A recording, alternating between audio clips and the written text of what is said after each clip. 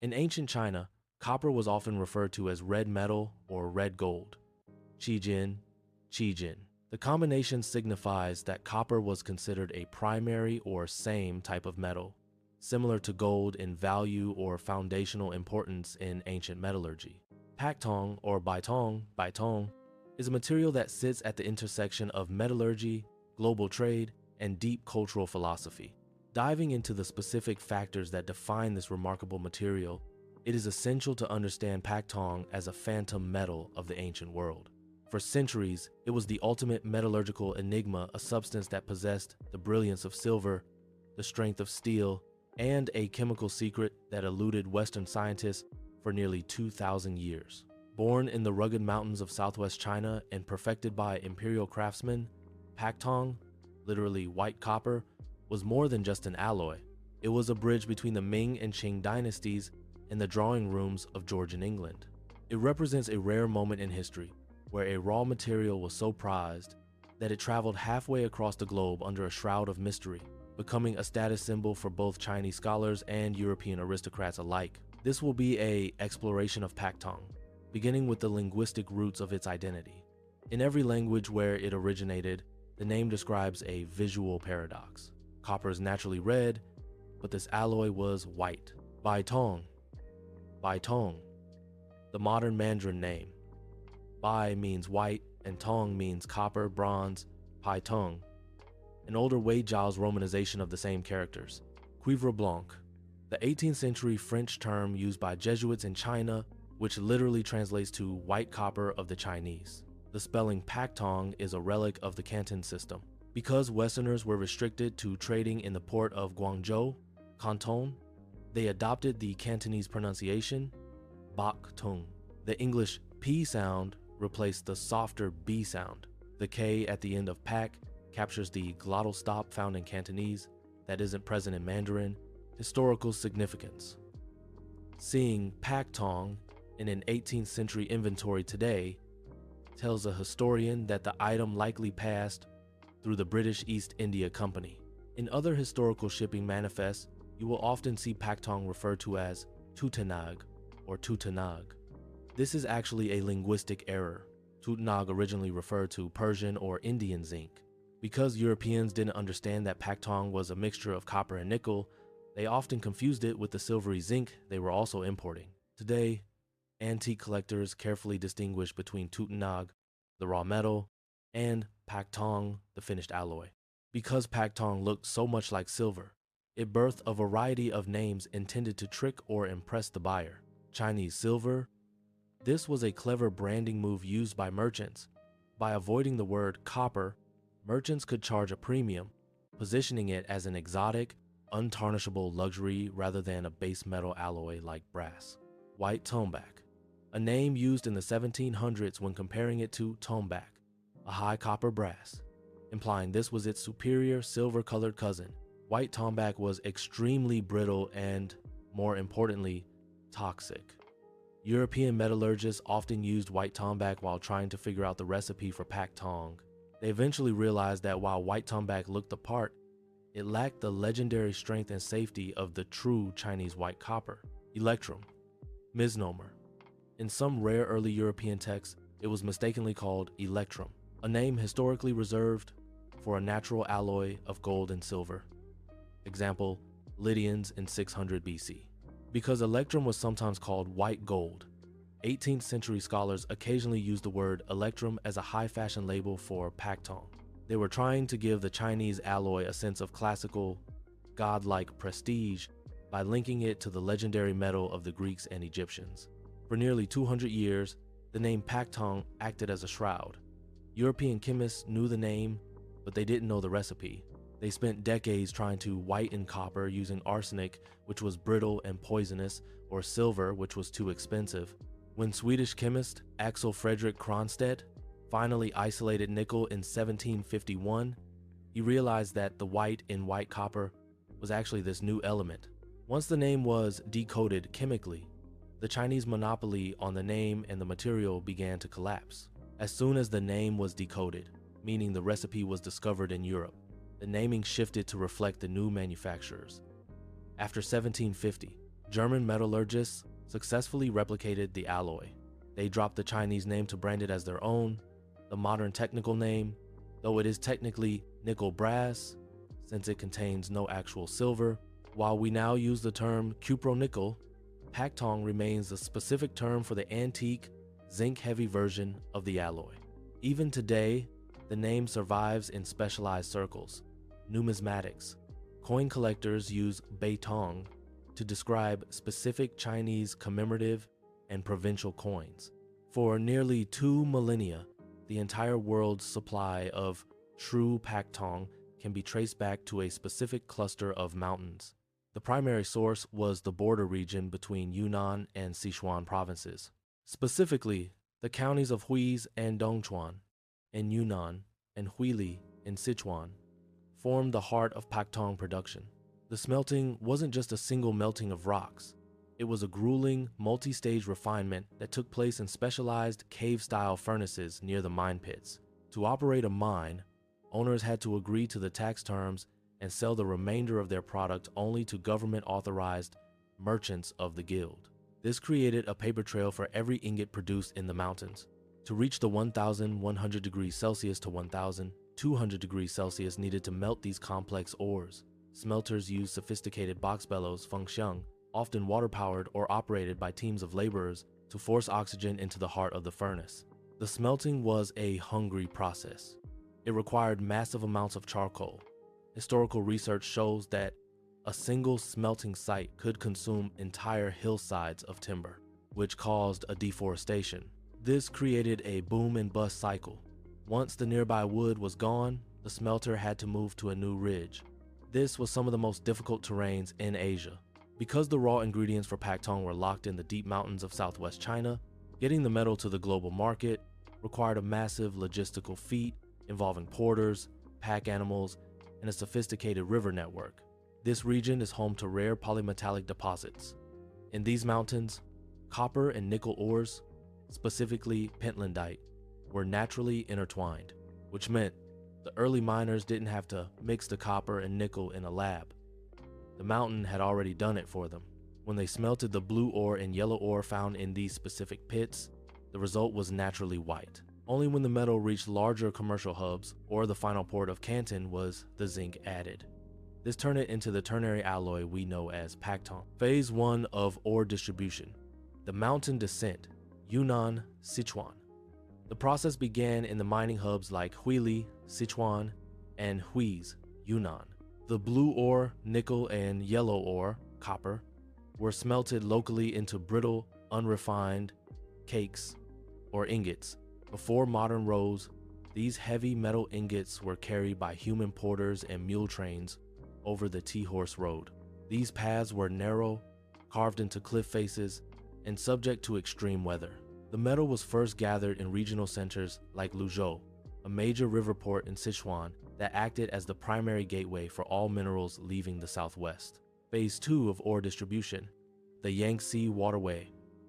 From Luzhou, the Paktong entered the highway of ancient China, the Yangtze River. The ingots were loaded onto wooden junks. Navigating the Yangtze was perilous, especially through the Three Gorges, where powerful rapids often claimed ships and their heavy cargo. The journey wasn't direct. Goods often had to be unloaded and reloaded onto smaller boats to navigate the complex canal and river systems connecting the interior to the southern coast. Phase 3 of ore distribution. The Canton Gate, Guangzhou. Under the Qing dynasty, all foreign trade was restricted to this single port. Here, the metal was finally cast into its finished forms, candlesticks, fire grates, and scholars' tools, or sold as raw ingots to the East India Company. Because Paktong was so dense, Western sea captains loved it. They would buy it as ballast, heavy weight placed in the hold of a ship to stabilize it for the long voyage back to London or Amsterdam. It was literally the foundation upon which lighter goods, like silk and tea, were carried. When Paktong reached the port of Canton, a secondary export tax was applied. The British and Dutch paid heavily for the right to use Paktong as ship ballast, effectively turning the alloy into a major source of foreign silver for the imperial treasury. Paktong was often used to create fake silver bullion, saici. The political reaction to Paktong was one of paranoia. If a commoner could melt down a white copper candlestick and pass it off as a silver ingot, the entire imperial economy could collapse. In the eyes of the Qing dynasty, Paktong was not just a commodity, it was a strategic asset. Because it so closely resembled silver, the base of the Chinese monetary system, the politics of Paktong was a game of strict control, fear of forgery, and international leverage. Consequently, the government's reaction was to impose the Great Prohibition. For long periods, the private extraction of nickel-copper ore was a capital offense. Only imperial mines were permitted to operate, and every ounce of metal had to be accounted for by the Bureau of Mines. While the emperor used gold and the commoner used brass, the literati, the scholar officials, and poets chose Paktong. It was a material that signaled intellectual wealth rather than nouveau riche flashiness. In the 17th century, showing off pure silver or gold was often seen as vulgar among the literati. Paktong was the perfect alternative. It possessed the cool, moon-like luster of silver but was technically a base metal. Choosing it showed that the owner valued craftsmanship and the purity of the color over the raw price of the ore. The scholar's studio, Wenfang. This was where Paktong reached its highest status. It was the standard material for the 4 treasures of the study accessories. Essential status symbols. The ink box. Moxie, because ink sticks were prone to drying out or cracking, they were often kept in Paktong boxes.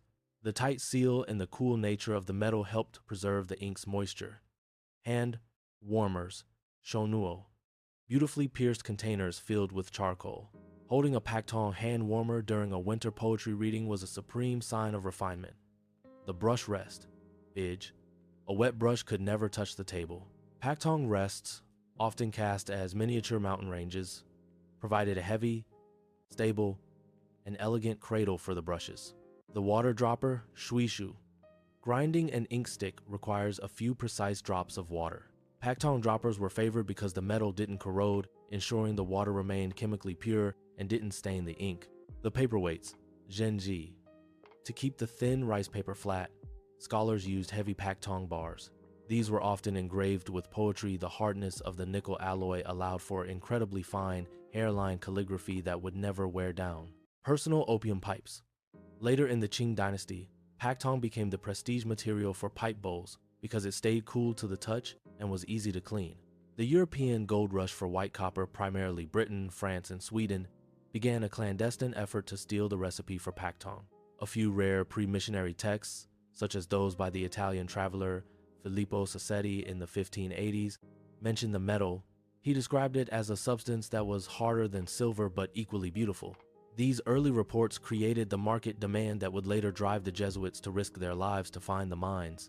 Jesuit missionaries in China, like Father Entrecals, who also famously stole the secret of porcelain, sent detailed letters back to France describing the smelting furnaces of Yunnan. However, because they weren't metallurgists, they couldn't identify the nickel ore, leading Europeans to believe the secret was a magical whitening powder. Every time a Paktong candlestick arrived in London, chemists would literally saw it apart and dissolve it in acid. They were in a race to find the mystery element. In the 16th century, the Portuguese were the first to bring Paktong to Europe in significant quantities. The Portuguese didn't have a name for it, so they called it tutenaga, derived from a Persian word for zinc. This misunderstanding actually slowed down the race because scientists were looking at the wrong family of metals to try and replicate it. In the absence of a chemical formula, Paktong was defined by how it was written about. In China, Paktong appeared in the Tiangong Kaiwu, 1637. The text was poetic, describing the metal as being born from the essence of the sun and the vapors of the mountains. It provided a technical, though cryptic, guide to the 7 roasts of the ore. The Chinese scientific text, Tiangong Kaiwu, 1637. The most important textual evidence for Paktong is found in the Ming Dynasty Encyclopedia, the exploitation of the works of nature by Song Yingxing. The description. Song Yingxing describes Beitong not as a simple mixture, but as a transformation. He writes that it is created by smelting red copper with lantan, nickel ore. Beitong, white copper, is not a primary metal of the earth, but a transformation achieved through the art of man. When red copper is refined with lantern nickel ore, the redness is washed away and a brilliance like snow emerges. Song Yingxing. This text is revolutionary because it proves the Chinese understood the necessity of a specific mineral, the blue ore, to achieve the white color, whereas Western texts of the same era still thought it was a trick of alchemy. For families who could not afford to bury large amounts of real silver with their ancestors, or feared grave robbers would steal it, Paktong provided a spiritually valid substitute. It offered the ancestor the status of silver in the afterlife, but its status as white copper made it less likely to be looted. In Chinese funerary culture, Paktong was known as the metal of the pale moon, a substance that bridged the living world of light and the silent world of the ancestors. Here is the breakdown of 4 funerary used associated with Paktong in its final resting place. 1. The unfading light. Buxiu Jiguang. The most powerful imagery for Paktong in a tomb is its resistance to decay.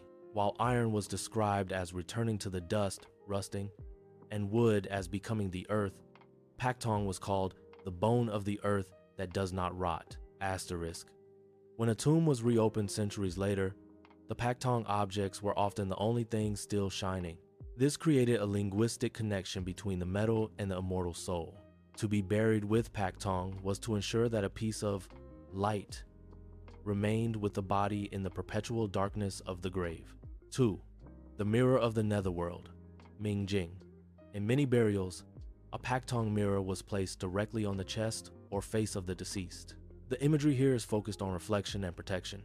It was called the heart protecting mirror.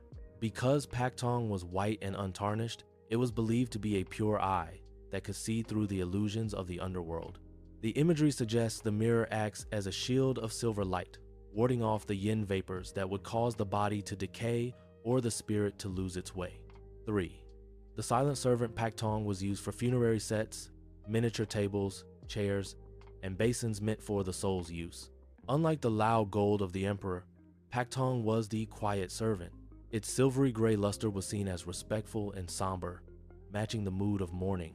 It was described in texts as having a cold brilliance, Langguang, an aesthetic perfectly suited for the chill of the grave.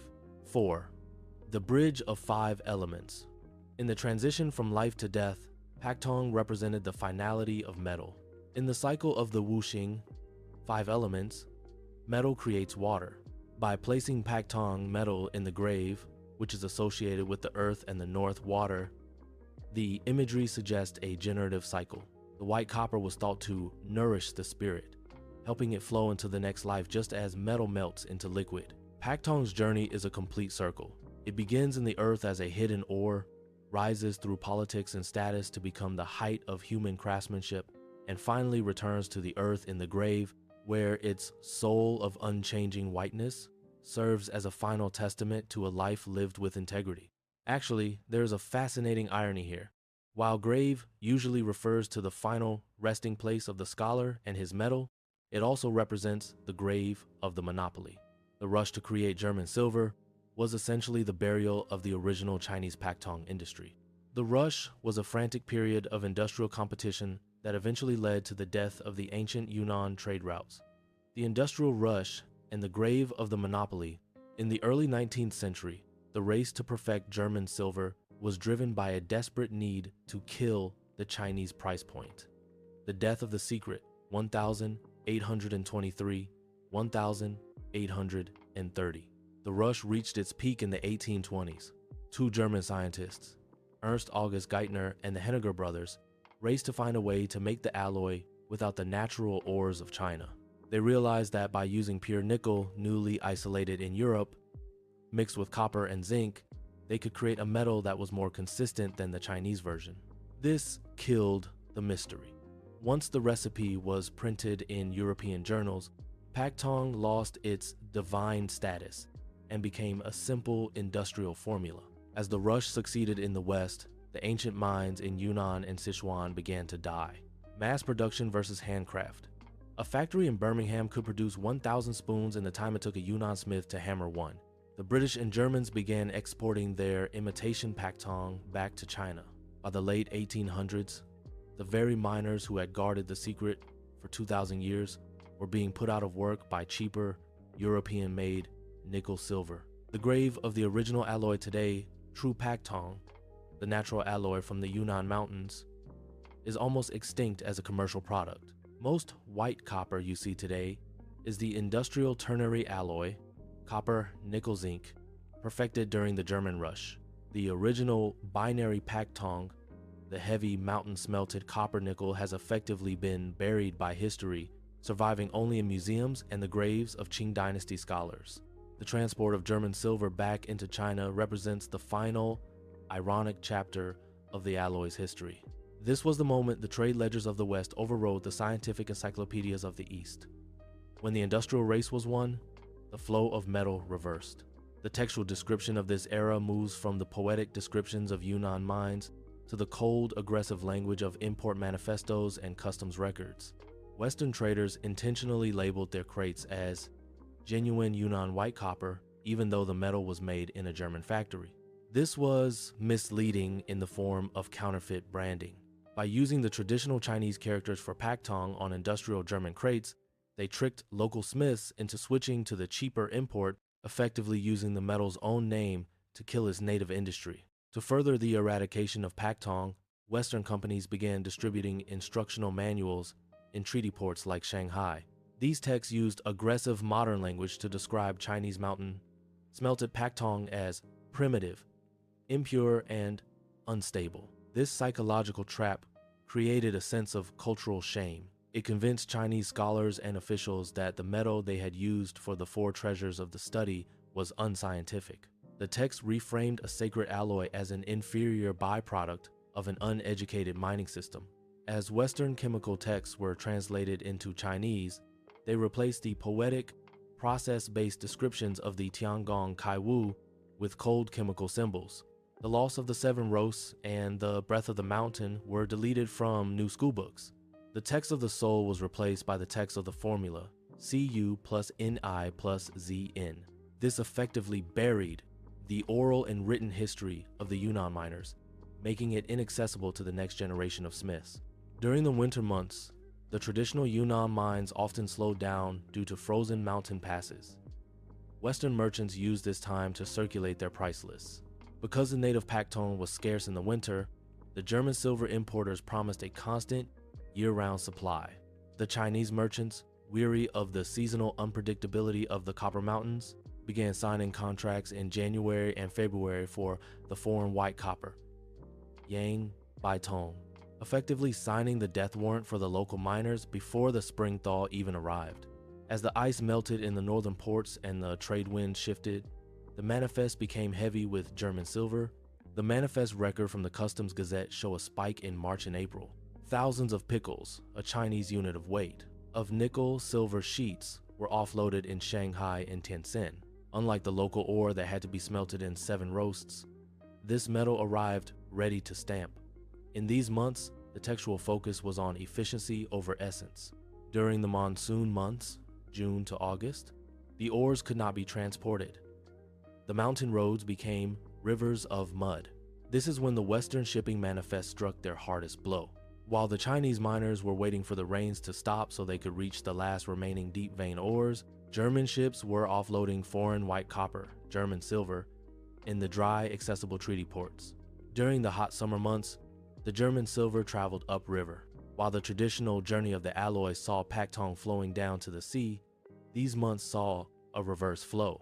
Steam-powered vessels carried the Western alloy deep into the interior, reaching the very cities that used to be the strongholds of the Yunnan trade. In the local shops, shopkeepers removed signs for authentic Yunnan metal and replaced them with advertisements for modern bright alloy, which was easier to polish in the humid summer air. By the turn of the century, the Paktong production no longer belonged to the Yunnan miners at all.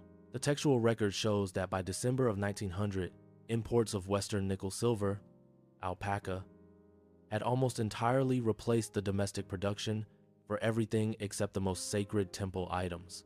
Berndorf branded the alloy alpaca, a word that sounded exotic and natural, much like the South American animal. This brand became so dominant that in many parts of Europe and China, people stopped calling the metal white copper and started calling it alpaca. It was the moment the product replaced the origin. Since alpaca, German silver contains zinc, which ancient binary Paktong usually did not, the modern term Xingbaitong, zinc, white, copper, is used to describe the industrial material found in modern coins and silverware. Alpaca was often stamped with the letters EPNS, electroplated nickel silver, in the transport of these goods to China. Some Chinese buyers often saw the shiny silver surface and the impressive European stamps and assumed it was more valuable than the plain Paktong of their ancestors. While it isn't true Paktong, the alpaca produced between 1850 and 1900 is celebrated for its incredible durability. It survived the grave of the 20th century without a single spot of rust. Alpaca was the great replacement. It took the secret of the Yunnan Mountains, industrialized it in Germany, and sold it back to the world as a brand. As of 2026, the rise of Paktong is driven by the global move toward heritage materials. Small-scale, regulated mining in the Huili region has been reopened, but under strict environmental protections. This is uplifting because it supports local Yunnan communities while preserving the mountain geography. They treat the ore as a finite heritage resource. They mine only during the dry months to minimize the environmental impact on the mountains. Unlike industrial nickel silver, these groups keep the natural impurities in the ore. They believe that a tiny trace of iron or arsenic from the mountain is what gives Paktong its unique, warm, lunar luster. They have revived the traditional charcoal-fired smelting process. By rejecting modern gas furnaces, they ensure the metal absorbs the carbon and breath of the traditional process, which they claim affects the metal's soul. The Chinese government has designated specific nickel-copper veins as national heritage sites, ensuring they aren't exhausted by industrial mass production, but saved for high artisan use. Under Article 15 of the national regulations, recognized great masters have the legal right to carve their name on Paktong works, which are then catalogued in a state-monitored heritage archive. Every Paktong ink box or ritual mirror produced by these collectives comes with a digital certificate. This text tracks the metal from the specific month of extraction to the name of the master smith. This prevents the reverse flow of cheap German silver from being sold as authentic heritage material. It restores the status of the metal by proving its lineage. They are proving that while a factory can make a metal that looks like silver, only a small heritage group working with the ores of the mountain can make a metal that feels like history. Now the metal is once again prized for its constancy. In a world of plastic and planned obsolescence, the fact that a Paktong basin will last for 500 years is the ultimate status symbol. There's an expect shift back to the binary alloy, copper plus nickel, without the zinc found in alpaca. This is driven by a desire for the heavier soul, the specific density and acoustic resonance that zinc-heavy alloys lack. Starting the 1st of January 2026, many high-value copper products require export licenses and quality inspection certificates to ensure they meet global environmental RoHS standards, specifically regarding the limit of harmful substances. Surprisingly, the strictness of 2026 has increased the value of Paktong. International collectors in Europe and North America who were previously afraid of mystery metals or toxic impurities now buy with confidence. Paktong is being rebranded as the cleanest high-value alloy because it doesn't require the heavy electroplating of 19th century alpaca, which used cyanide baths. It is marketed as the ethical choice for 2030 sustainability.